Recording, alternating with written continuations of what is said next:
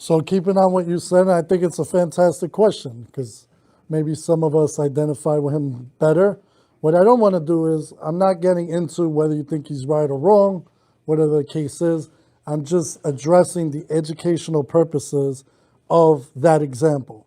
Like I said, I've never heard him curse, and as Sean said, is that a violation? It's going to depend on whether we're at a breach of the peace. I'm jumping a little ahead because of his question, but we'll address it now. You got to always remember, it's time, place, and manner. So hold that thought with the time, place, and manner, but let's go back a little bit. I know Jacob touched briefly on what press is. What is press? He gave you the definition. Can anybody put that into a practicality? So remember we said about who the Constitution protects. Go ahead. Anybody's right to record something. It doesn't have to be a big company that they work for. They can work for themselves just to inform themselves on certain topic they're trying to look to record on. All right, so that's good. Would someone want to know about this? That's the way I look at it. I'm not too big on either legal jargon definitions or anything like that. I like to take things and understand how I could apply them. The way I look at press is, would someone be interested in the information?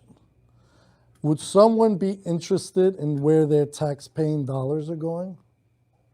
Would someone be interested in what you're doing, where you are, how you're performing your job? Are you meeting the demands of your job?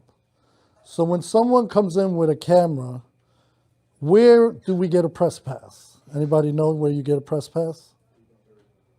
There's no such thing as a press pass. So right now, what we're trying to establish is whether this is going to be a constitutionally protected activity. We're not trying to figure out, we got to go step by step. Slow the pace down. Don't take everything so personal, all right? Slow the pace down. Is this going to be constitutionally protected? So the first question is, the activist, auditor, whatever you want to refer to him as, he's recording or documenting his interactions with police.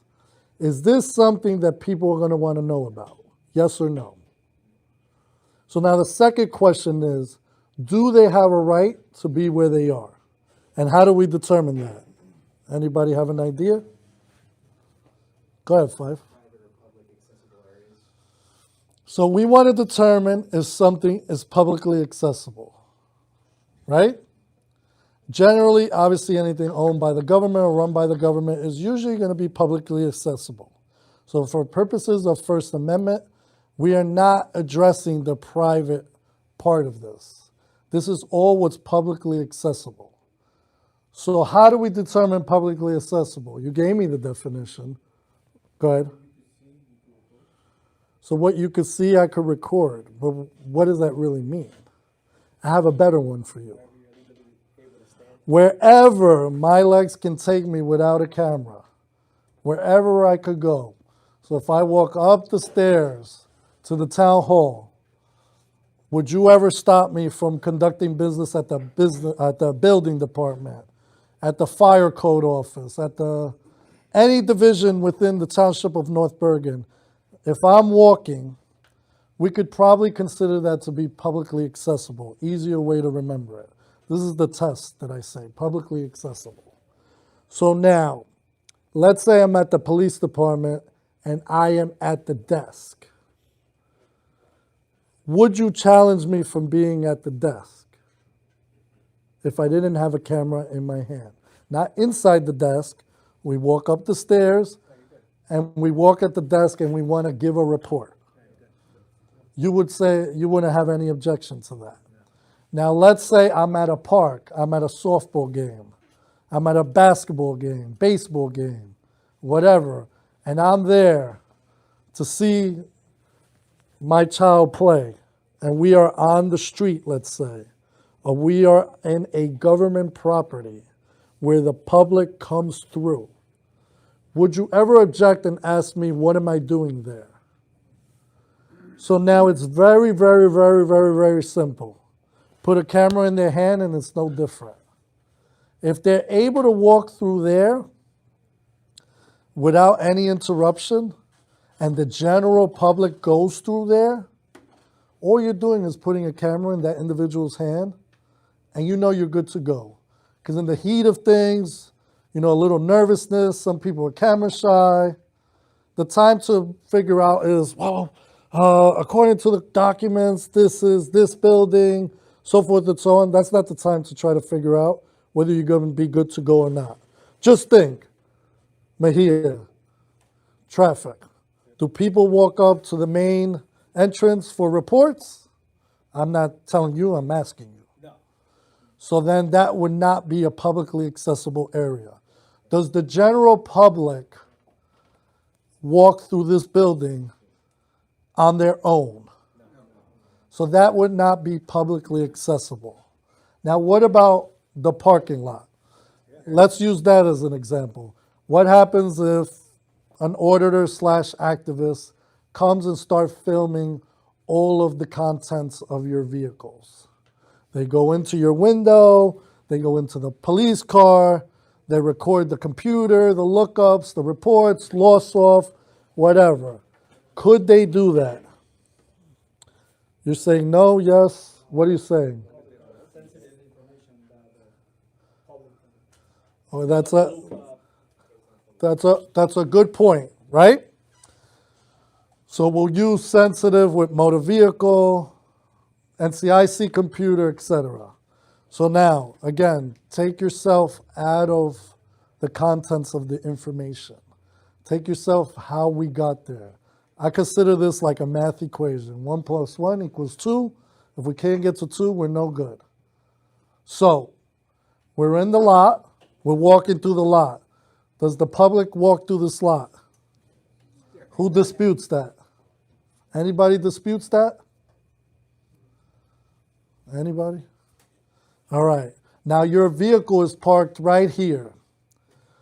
And instead of closing the screen like you're supposed to by policy, you leave the screen open and it records sensitive information. Whose fault is that going to be? So again, as long as you're in the lawful viewing area, think of it as plain view. If I'm supposed to be where I am, I'm allowed to be where I am. Who's the issue going to turn on? So if there is sensitive information, I'll give you one better.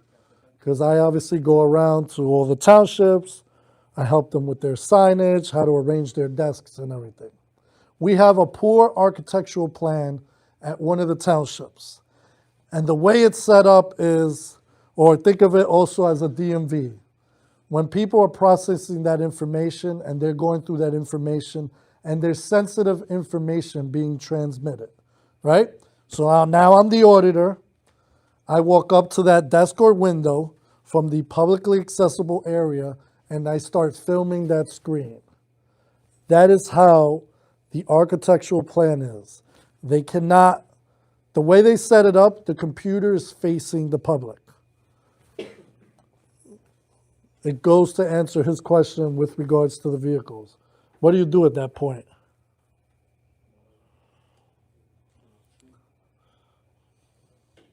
It is you who has to create the privacy. When they are doing their constitutionally protected activity, they are under no obligation to move. It is up to you who has to create that privacy. If you're not creating that privacy, then anything that is caught on that video is subjected to it is what it is.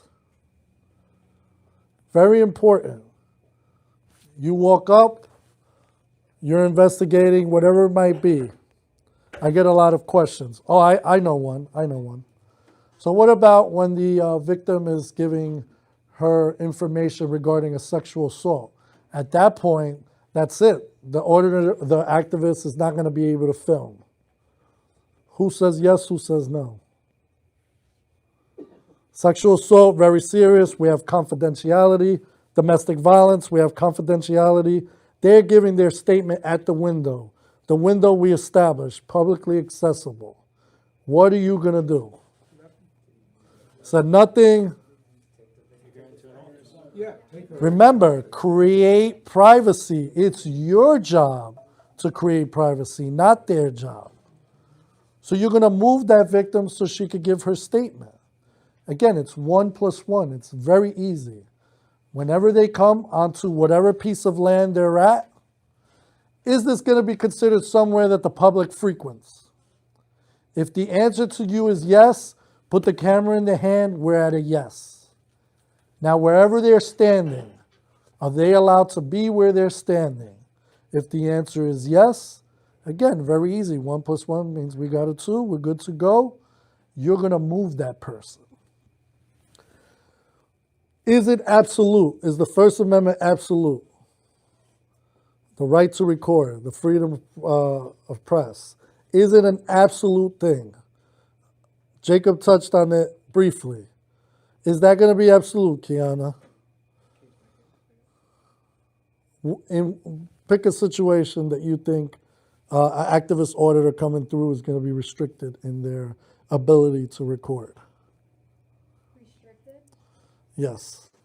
It's going to be very rare. So I'll give you a scenario. So we have a softball game, right? And we have a couple of parents that are starting to be disorderly. They're borderline starting a riot because this individual is filming in public.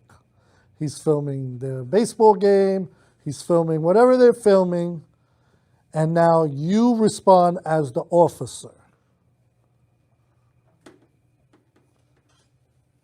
Who in your mind, in your investigation, how are you going to handle that? Separate both parties, but it's a public event, so they can film it. You gotta explain that to the people.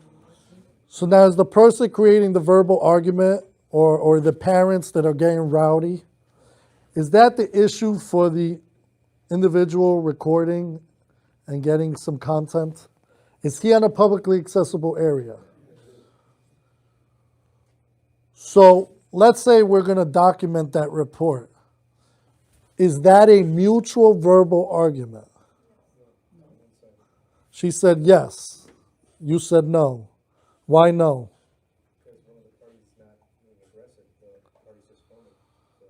Beyond that. She says they're both arguing. So I'm arguing, oh, I'm allowed to record, get out of my face, blah, blah, blah, blah, blah. Beyond that, you guys are thinking, think out of the box. Why is one party at fault and one party not? You want to try it, Darren? And one is what? One is constitutionally protected. So is it the fact that the individual doesn't know their laws or doesn't know their interpretation of what they may have read or the rumor they may have heard, is it the fault of the person who's performing a constitutionally protected activity? So again, that incident is being created by one party. It's not being created by both of them. It doesn't matter what the auditor activist says to the individual. It doesn't matter that they're arguing their stance of, I can do this, call the cops if you may, so forth and so on. You should not add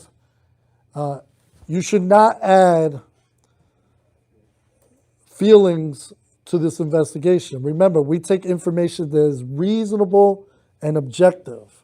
It doesn't matter that we have two people debating or arguing their position. What matters is there a legal justification? It's no difference than use of force. Under use of force, not in the police side, in a regular civilian side. Can I use force? Mejia is confronting me. What should I first do if I have the opportunity to do so? I should step back. I should try to retreat. I should avoid that incident. Under Chapter 3 of Title 2C, that's where you get your self-defense. If I have a justification to use force, then okay. If I don't have that justification, that's where it's not going to qualify. So think of it in the same place here. I have a constitutional justification, in this sense, the highest form of a justification, to be where I am. The fact that you don't like it And now, Kiana, you respond to the job. Are you feelings enforcement? You are law enforcement. So you are enforcing the law. Who is violating the law? Dad creating the fight. The parents who are creating the argument are the ones violating the law. You should not be trying to move the individual with the camera. You should not be telling him anything because, again, how is that any different from me standing and watching the game? Would you ever tell me to leave? So that's why I say it's very important that we educate and inform. Remember, there's going to be our traditional public spaces. What do we think those are? Shout them out. Anybody? Parks. What else? Sidewalks. What else? Parking lots. What kind of parking lots? Public parking lots. Make sure that you don't mix that up with private. I'll give you an example. One time, I was told by someone who retired, they were my supervisor. They said Walmart will be doing a protest tomorrow on Black Friday. This was Thanksgiving. The Walmart manager right here, Peter, he doesn't want the protesters on their parking lot. So Peter's going to let you know tomorrow that he wants all these individuals arrested if they don't get off his lot. What is that? How do you handle that? So it's quasi-public, first of all. This is just to build awareness on how you should be thinking of parking lots. All right? Does Walmart have the authority to dictate whether or not people can be within the parking lot? Walmart is a tenant to that property. Walmart doesn't own the property. So right off the bat, that was inaccurate information and potentially a big problem for the department. So going back, our traditional spaces are going to be parks, sidewalks, libraries, places where people gather. Like Jacob said, why is this important? Back in the day, in the Greek times, when we wanted to protest something and redress our government, where did we go? We went to Center Square, right? That Center Square represented what? Maybe 50, 70, 80 people. What was the stat, Jacob? 50 million a month? So just because Sean is an individual and some of these activists are individuals, the First Amendment doesn't say that it's a press company. The First Amendment says any individual. In fact, it protects individuals more than it protects corporations and businesses. So that number should say something. He is Center Square how? He is Center Square through his cell phone. So if he is in any public area, think of it as the Center Square. Now we have our designated public areas. Let's say for whatever reason, I don't know, it's extremely cold or extremely hot or there's some kind of situation. And we decide to let the public come through here for the next 2 weeks. Technically, this was what before? What kind of forum was this? It was a restricted forum, right? No general access, no public access. But when the Township Council opened this to the general public, and now the public comes through here for whatever it is, sheltering or whatever, now we designated that a public forum. Is the individual going to be able to walk through here and put the camera in his hand? So now you see, like, we're getting too caught up on, again, your question is great. It's not so much about the attitude. It's so much about, do they have a right to be where they're at? Don't worry so much, again, absent what? Hate speech, fighting words, things of that nature. I like to think of it breach of the peace or something of that nature. Jacob also said it in his time up here. Absent something else, if we're just talking about the First Amendment, if we're doing a constitutionally protected activity, Absent something else, it is what it is. Post offices. Can I go into a post office and start filming? 2 reasons why. Open to the public, it's publicly accessible. What is the United States Post Office? Government entity. What is their property? Government owned, right? But beyond that, what does the federal government say with regards to federally operated lands? Does anybody know? We had a activist recently go to the post office in North Bergen. They called the cops. They were going bananas. I'm being filmed. I have a right. They can't film me. Now, yes, we did the 1+1 equation. We realized publicly accessible, public employee, good to go. But beyond that, what else? What other document do you have in your favor? Under federal law, there's something that they created called Poster 7. It's in every single post office. It says the do's and don'ts of recording, and it says that members of the press will be able to record. Again, I'm not citing the exact verbiage because I don't know it off the top of my head, but I'm telling you, if you want to look it up, Poster 7. It's sitting right next to the window, and no one's ever taken the time to read that. That says that you can record post office employees. Okay? DMV. Can we record DMV employees? Okay? It's going to be the same however you look at it. I can beat you up for hours.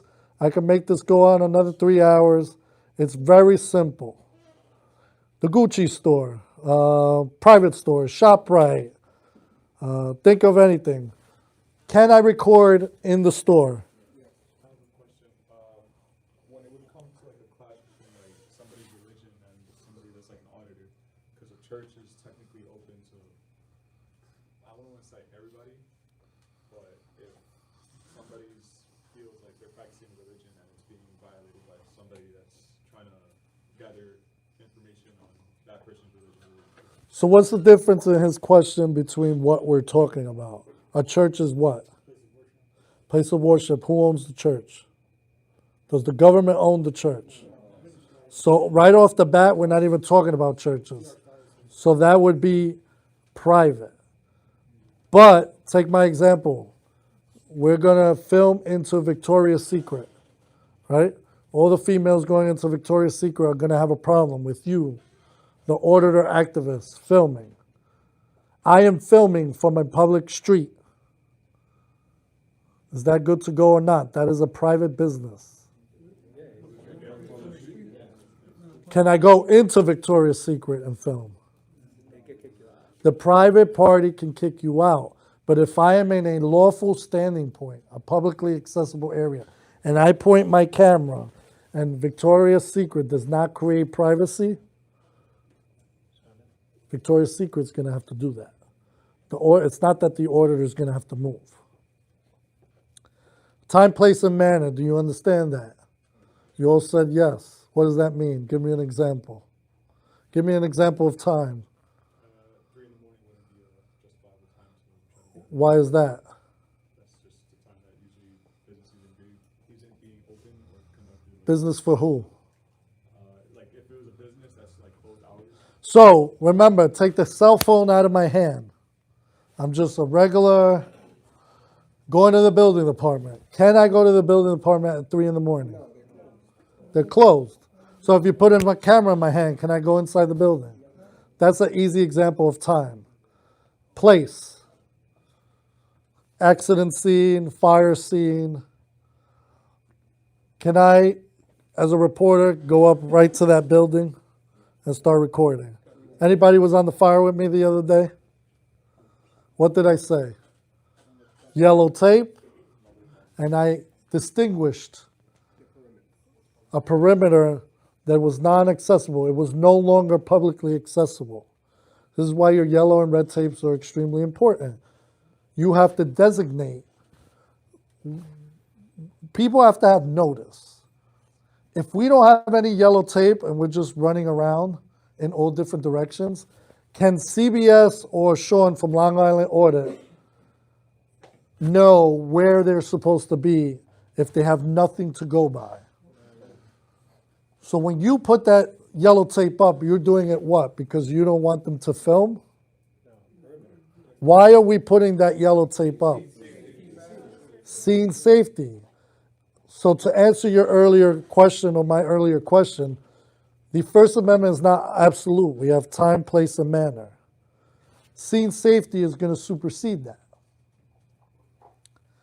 If we're at a fire, it's probably not safe for anyone to be within that range. Again, I don't know what a fire department pullout is, but basically it's something that's going to expose everybody to some hazardous effects. Might get in their eyes, might get on the skin. The general public should not be there because we have a duty to create safety for them. When you create that perimeter, that is a time, place, and manner restriction. How about if we have a dead body? Can the camera guy come right up? Why? The other one was scene safety. What's this one? We're trying to preserve the evidence. We're trying to preserve the investigation. So we have time, we have place, and we have manner. A manner in which they're doing it. Okay? So now we're moving down. We know Constitution, highest form of law, hierarchy of law. Different places, township, police department, DMV, post office, all publicly accessible areas. The parking lot. Anyone know? Obviously you should know if you work here. The parking lot between Kennedy Boulevard and headquarters. They put an arm. So it's not publicly accessible to vehicles. But who is it publicly accessible to? Pedestrian traffic. Everyone uses it as a shortcut. So when someone from township calls and says, I don't want this individual filming in my vehicle, what should you tell them? Start taking Ubers then. Or secure the lot. One or the other. You should not be telling the individual that they can't record in the vehicle because of what? So now what happens when, I'm sure there's a township out there. Obviously, I'm not talking about North Bergen because North Bergen is bringing Sean and everyone else to provide you top-tier training so that you could get the best experience possible. But I'm sure there's townships up there. What happens when, remember, I've traveled as far as South Jersey, North Jersey. I teach all over the state.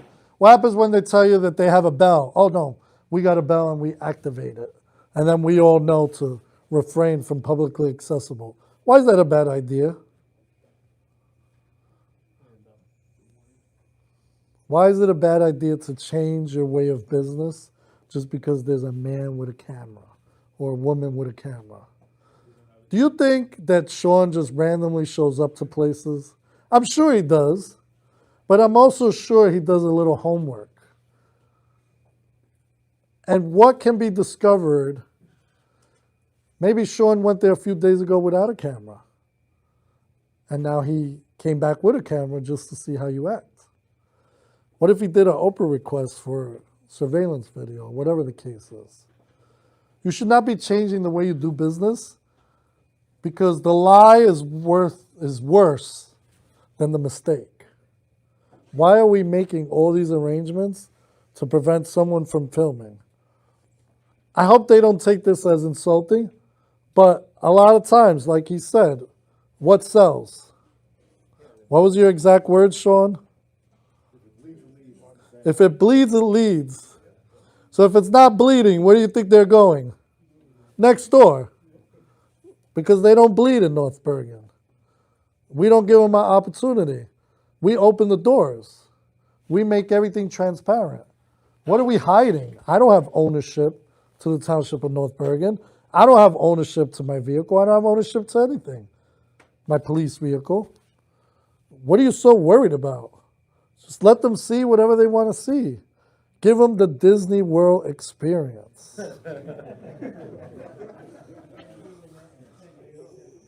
If you give them the Disney World experience, one, we don't have the videos that he spoke about. There's no reason to expose negativity.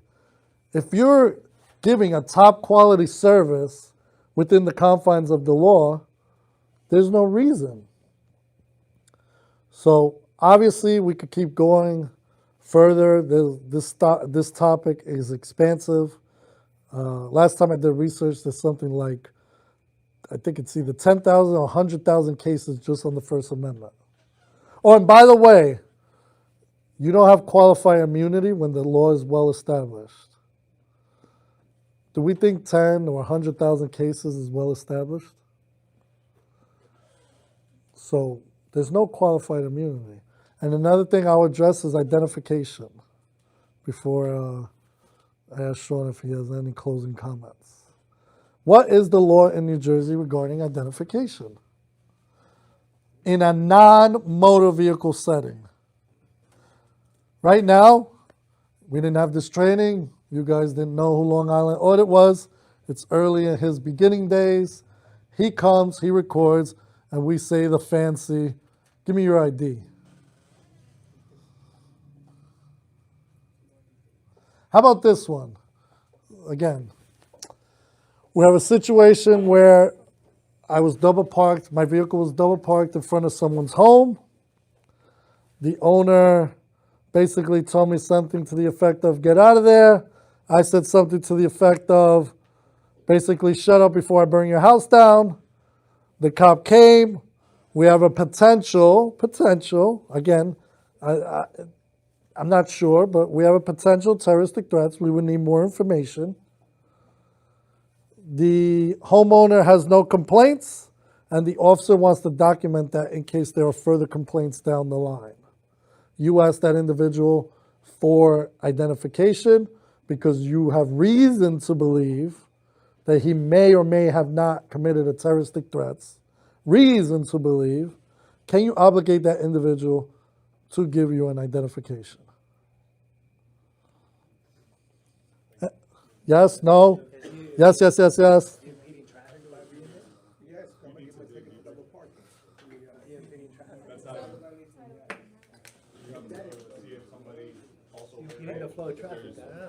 So the case I just gave you was State v. Camillo. Jacob talked about obstruction. Obstruction, you need some type of force or independent unlawful activity. All of you right now, I bet you my 2-week paycheck, find me a law that says I need to show you identification. Find me a law. Find me one law. From what I was able to read, and again, this is training purposes only, this is not legal advice. Hybel versus Sixth Circuit said that the states have the ability to adopt identification laws. New Jersey is not one of them. New Jersey did not adopt the identification law. But what happens when you're in a motor vehicle setting? Why do we arrest people for obstructing when they do not present their license?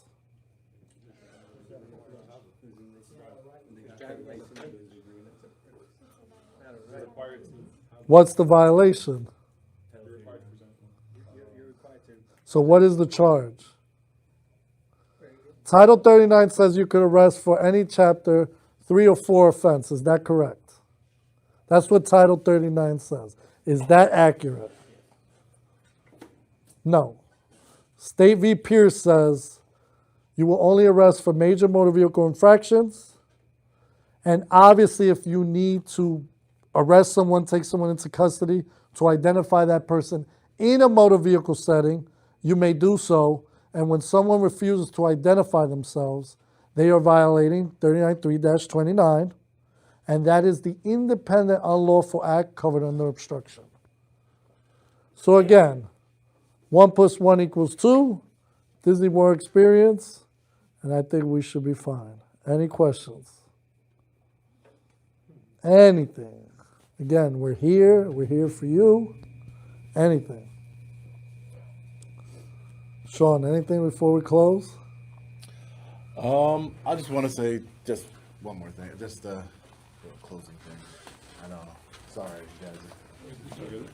They're getting paid. I'm not.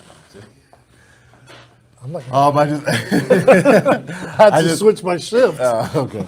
So I just wanted to say thank you to Captain Raposo here. You know, the best police departments I've seen across the country have great leadership, and he has proven to be a great leader in this department. And I'm not saying that just because he's invited me here. I've seen it in action. I've seen body camera footage of him interacting with people before. And same thing with him, friendship or not. If I saw him violating somebody's rights, I would expose it to the world too. You know, I'm not the same way I told you can't cover up for other officers. I just because I consider him a friend. I wouldn't cover for his misconduct, and he wouldn't either. If he saw me committing a crime, I'm sure he would arrest me, right? But he knows I don't commit crimes. I'm just peacefully exercising my rights. I just want to let you guys know that, you know, you're going to go out there. A lot of you are just come out of the academy and everything. You know, just remember what he's taught you. He is great. The way he has explained it all to you, just remember what he's taught you. Remember my perspective too. Remember the perspective of just the everyday man who you were just a regular person. You know, you were a regular person. Now you're a law enforcement officer. We need to bridge the gap between the public and law enforcement. People will always be anti-law enforcement, and there will always be tyrants out there. But you know, you have to resist tyranny. You have to make sure that you're not engaging in any sort of tyrannical behavior. And just remember that you're here to. Matt Thornton, he does a lot of social media. He's a detective with a friend of mine too. He's been on my channel. We have talked about how law enforcement officers, he likes to call himself a professional peacemaker. And a lot of people say, like, when they refer to you guys as, like, you know, you're here to protect the public. Well, I don't know the case law like Captain Raposo knows all the case law, but there is case law, Supreme Court case law, where you guys have no obligation to protect the public at all, unless they're in your custody, like they're in the back of your car.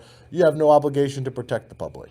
But you do have an obligation to uphold their constitutional rights. And every night you go out on your shift and you're out there and you're conducting traffic stops, you know, you guys have discretion, all types of other things. You know, there's been cases where, you know, a ticket can ruin, so if that could be the difference between somebody's you know, eating or paying their electric bill or something like that. You know, everybody has their own situations going on in life, so just use your discretion wisely. You'd use it for your, you know, brother in blue, right? You would, but you know, try and use the discretion wisely. Not everybody with a camera is your enemy. I'm certainly not your enemy. I appreciate your service to this community. We obviously need law enforcement in our communities, but it's got to be done right. So I appreciate you guys hearing me out today. I appreciate North Bergen Police Department, from the police chief, the mayor, up to Captain Raposo for having me, and for being transparent. You guys are transparent. There's 3 cameras in the back of this room right now, so that's full transparency to me. So I appreciate you guys. Thank you. And they've been running the whole time. And they've been running the whole time. We haven't shut them off. Like some body cameras get shut off. Anything? Appreciate it, guys. You have anything? All right, well, I guess I'm going to wrap it up with Sean, Jacob, and everybody else. If you want to stand by for any questions, let me do my thing over there, and then we'll take it from there. All right, thank you. Thank you all for joining me for this live stream. I appreciate you being here. Hit the like button, hit the like button, and share this video anywhere you can. I appreciate it. You know, transparency. Love you guys. Appreciate you. Let me know your thoughts in the comment section below. As always, stay safe. God bless. I'll see you in the next one. Long Island Audit. Peace.